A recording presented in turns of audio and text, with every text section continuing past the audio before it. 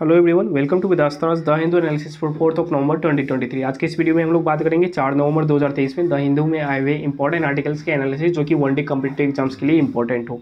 लेकिन video start करने से पहले हम लोग क्वेश्चन देखते हैं जो कि पिछले एग्जाम्स में पूछे हुए क्वेश्चन होते हैं। ये क्या है आज का क्वेश्चन? आज का क्वेश्चन काफ़ी ईजी है। भारत के गृह मंत्रालय किनके द्वारा संभाली जाती है, आपको ये बताना है। और ये क्वेश्चन जो है ना CHSL मेंस 2023 के पेपर में पूछा हुआ है, इसलिए मैंने यहाँ पे इंक्लूड किया है। ओके, बढ़ते हैं हम लोग अपने आर्टिकल की तरफ जो कि इंपॉर्टेंट आर्टिकल होगा। फ्रंट पेज से आपको बस एक ही आर्टिकल देखने को मिलेगा, ये वाला आर्टिकल। विमेंस कोटा को इम्प्लीमेंट करने के लिए यहाँ पे बात की जा रही है। लोकसभा इलेक्शन जो 2024 का होने वाला है उससे पहले क्या ये पॉसिबल है? नहीं, ये काफ़ी ज़्यादा डिफिकल्ट है, इसी को लेकर यहाँ पे बात की जा रही है। आपको बस पता होना चाहिए क्या विमेंस कोटा जो है ये क्या है।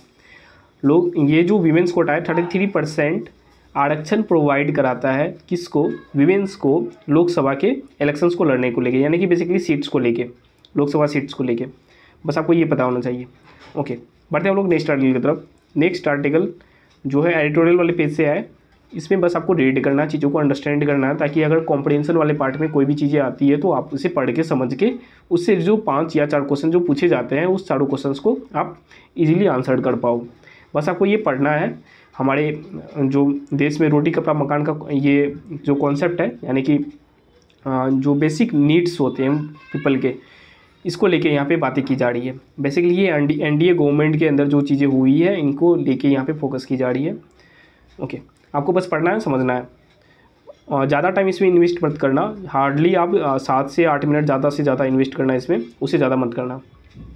ओके, बढ़ते हैं हम लोग नेक्स्ट इंपॉर्टेंट आर्टिकल की तरफ। अच्छा, यहाँ पे एडिटोरियल और भी है। आपको सारे एडिटोरियल पढ़ने हैं क्या? नहीं, आपको बस एक एडिटोरियल पढ़ना है जो कि आपकी फोकस होना चाहिए अंडरस्टैंडिंग को डेवलप करने के लिए। ना ही वहाँ से न्यूज़ गैदर आपको करनी है, ना ही कुछ एक्स्ट्रा करना है। बस आपको समझना है चीज़ें बोल क्या रहा है।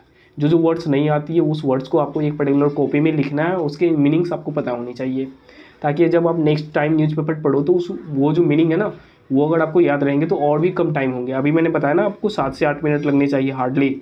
ये 7 से 8 को आप घटा के 4 से 5 मिनट करो, यानी कि यहाँ से फर्स्ट पेज आप यहाँ फर्स्ट लाइन से स्टार्ट करो ना पढ़ना, तो अंतिम में जाके डायरेक्ट रुको और पूरा समझ के इस तरीके से आपकी जो है हैबिट बननी चाहिए। ओके, पढ़ते हैं हम लोग नेक्स्ट आर्टिकल की तरफ। जो न्यूज़ वाला पेज है वहाँ से आया हुआ है। कल आपको जो न्यूज़ में आया हुआ था क्या, बिजनेस लाइन जो अवार्ड है ये दिए जाएंगे। बिजनेस लाइन अवार्ड कहाँ पे? न्यू दिल्ली में। और ये मिल गया है किनको? आरबीआई को। Business line award, business line change maker award, ये आरबीआई को मिला हुआ है।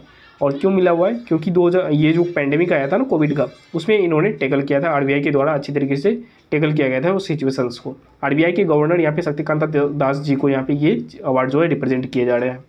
ओके, आरबीआई के बारे में बात कर रहे हैं। आरबीआई का जो फॉर्मेशन हुआ था, आरबीआई एक्ट 1934 के तहत 1935 में फॉर्मेशन हुआ था। कहाँ पे हुआ था? ये कोलकाता में हुआ था। फिर इसका कैपिटल जो है शिफ्ट कर लिया गया था कहाँ पे? कैपिटल नहीं, हेडक्वार्टर शिफ्ट कर लिया गया था कहाँ पे? मुंबई में, आरबीआई का। और फिर 1949 में इसका नेशनलाइजेशन यानी कि राष्ट्रीयकरण कर दिया गया था आरबीआई का। ओके, अभी कौन है गवर्नर? आरबीआई के Shaktikanta Das ji. Next important article आपको यहाँ पे देखने को मिलेगा, कावेरी जो वाटर डिस्प्यूट है कौन कौन सी स्टेट के बीच में? कर्नाटका और तमिलनाडु के बीच में कावेरी वाटर डिस्प्यूट चलता रहता है। ये कावेरी वाटर डिस्प्यूट को लेके यहाँ पे आर्टिकल आया हुआ है। बेसिकली जो कावेरी वाटर रिसोर्स कमेटी है, इन्होंने रिकमेंड की है कर्नाटका को कि आप कुछ जो यहाँ पे यूनिट कुछ बताई गई है जो कि आपके लिए इंपॉर्टेंट नहीं है, उतना यूनिट पानी छोड़ दीजिए तमिलनाडु के लिए।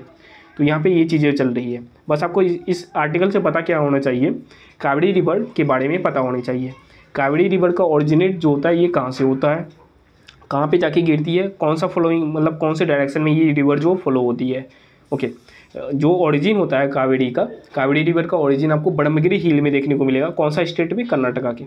कर्नाटका की बड़मगिरी हिल में कावेरी रिवर का ओरिजिन जो है आपको देखने को मिलेगा। और ये बड़मगिरी हिल में ताल कावेरी लेक जो है, ताल कावेरी लेक, यहीं पे कावेरी रिवर का उद्गम जो है आपको देखने को मिलेगा। और ये कौन से डिस्ट्रिक्ट में है? कोडागू डिस्ट्रिक्ट में, KODAGU, कोडागू डिस्ट्रिक्ट कर्नाटका के। एंड ये रिवर कौन से डायरेक्शन में फॉलो होती है? आप ये अगर इंडिया के जो पेनिनसुलर पार्ट है वो हम लोग कंसिडर करें तो यहाँ पे आपको जो वेस्टर्न घाट माउंटेन है ये देखने को मिलेगा। और ये माउंटेन जो होते हैं ऊंचे जगह पे ऊंचा है, और इधर क्या है? नीचे है। तो पानी अगर यहाँ से निकलेगी तो किधर जाएगी? इधर जाएगी। इधर कौन सा डायरेक्शन है? ईस्ट डायरेक्शन है। तो कौन सा डायरेक्शन में आ रही है? ईस्ट। डायरेक्शन में कावेरी रिवर जो है बह रही है। और इधर कौन सा समुद्र है, बे ऑफ बंगाल, बंगाल की खाड़ी। तो कौन सी खाड़ी में गिरेगी, बंगाल की खाड़ी में। और ये निकल कहाँ से रही, कर्नाटका में। जा कहाँ रही है, तमिलनाडु में। तो कौन सा स्टेट से ये लास्ट टाइम बहती है, तो तमिलनाडु में बहती है। बस आपको इतना पता होना चाहिए। ओके, बढ़ते हैं हम लोग नेक्स्ट आर्टिकल की तरफ। न्यूज़ वाले पेज से ही देखने को मिलेगा। बेसिकली श्रीलंका जो है ये डेब्ट से गुजर रहे थे, कर्ज से लदे हुए थे श्रीलंका। और ये भी अभी भी इकोनॉमिक कंडीशन ठीक नहीं है श्रीलंका की। इंडियन गवर्नमेंट ने बेसिकली, आप यहाँ पे फाइनेंस मिनिस्टर देख सकते हो, इन्होंने क्या करी है, श्रीलंका को हेल्प करने की बात की जा रही है डेब्ट से बाहर निकलने को लेके। आपको बस श्रीलंका के बारे में कुछ चीज़ें पता होनी चाहिए, इससे ज़्यादा कुछ नहीं है इंपॉर्टेंट है इस आर्टिकल में। क्या क्या चीज़ें, प्रेसिडेंट कौन है श्रीलंका के, प्राइम मिनिस्टर कौन है श्रीलंका के, और भी कुछ चीज़ें जो कि मैं आपको अभी बताऊंगा। प्रेसिडेंट कौन है श्रीलंका के, श्रीलंका के जो प्रेसिडेंट है ये है रानिल विक्रमसिंघे जी, रानिल विक्रमसिंघे। और पीएम है दिनेश, जिसे आप डी भी ऐसे लिख सकते हो, ज़्यादा नाम पूरा नाम याद करने की ज़रूरत भी नहीं है। गुनावार्डेना,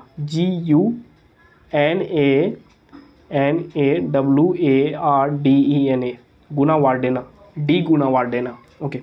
एंड श्रीलंका के जो प्राचीन नाम है, पहले नाम कौन से हुआ करते थे, सिलोन, CUILON, सिलोन, क्योंकि यहाँ पे चाय की खेती ना काफ़ी ज़्यादा होती थी। और 1978 में 1972 में सिलोन से क्या कर दिया गया, लंका कर दिया गया। और 1978 में इसके आगे श्री वर्ड जो है ये ऐड कर दिया गया। ओके, सो ये था श्रीलंका के बारे में। आप चलते हैं हम लोग नेक्स्ट आर्टिकल की तरफ। नेक्स्ट आर्टिकल, इम्पॉर्टेंट आर्टिकल जो आज के न्यूज़पेपर पेपर से मुझे लगा वो ये वाला है, बट उतना भी इम्पोर्टेंट नहीं कि एग्जाम में पूछे ही जाएंगे। आज तक मैंने ये क्वेश्चन नहीं देखे हुए हैं। कितने बेसिकली एम्बेसी, यहाँ पे जो एम्बेसी है कहाँ पे, US में, इसके बारे में यहाँ पे बात की जा रही है।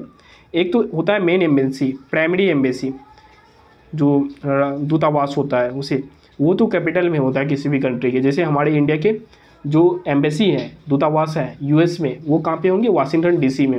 लेकिन इसके अलावा छोटे छोटे भी बनाए जाते हैं, छोटे छोटे, जिसे हम लोग सिएटल कहते हैं, कंसुलेट कहते हैं, कंसुलेट कहते हैं। और सिएटल तो सिटी का नाम है। तो सिएटल में 6th कंसुलेट जो है इंडिया के द्वारा इनॉग्रेट किया जा रहा है। सिएटल कौन से स्टेट में, कौन से देश में है, US में। 6th कंसुलेट इंडिया के द्वारा इनॉग्रेट किया जाएंगे, कहाँ पे, सिएटल में। और ये बेसिकली जनवरी से रेगुलेट करने की बात की जा रही है। और ये इनॉग्रेट करने की बात जो की जा रही है, लॉर्ड ऑस्टिन और जो ये है US के जो फॉरेन सेक्रेटरी है, ये जब इंडिया के विजिट पे रहेंगे उसी टाइम पे ये इनॉग्रेट करने की बात की जाएगी। उससे पहले 5 जो है चल रहे हैं, कहाँ पे, US में कंसुलेट।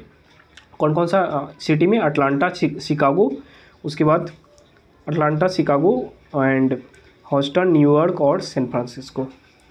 और US के द्वारा भी इंडिया में कंसुलेट जो है ये रेगुलेट किए जाते हैं, चेन्नई, हैदराबाद, कोलकाता एंड मुंबई में। ओके, बढ़ते हैं हम लोग नेक्स्ट इंपॉर्टेंट आर्टिकल की तरफ, जो कि नहीं है कुछ भी। स्पोर्ट्स वाले पेज से आज एक भी इंपॉर्टेंट आर्टिकल नहीं है। बेसिकली एक अवार्ड था दिल्ली, बेसिकली वो दिल्ली गवर्नमेंट की, अगर आप कोई प्रिपरेशन कर रहे हो तो उसके लिए इंपॉर्टेंट है, आप वहाँ पे जाके देख लेना, लास्ट पेज में होगा स्पोर्ट्स का। अगर आप सेंट्रल गवर्नमेंट की कोई भी प्रिपरेशन कर रहे हो, that is not important for that. Okay, and बढ़ते हैं हम लोग अपने क्वेश्चन की तरफ, जो कि पहले मैंने आपसे पूछा था वीडियो की स्टार्टिंग में। ये कौन सा था, गृह मंत्रालय किसके द्वारा संभाली जाती है, श्री अमित शाह जी के द्वारा ये जो गृह मंत्रालय का पोर्टफोलियो है ये संभाली जाती है। सो ये था आज का वीडियो। मिलेंगे हम लोग कल, यानी कि 5 नवंबर को। Till then take care and good bye, have a nice day and thank you so much for watching.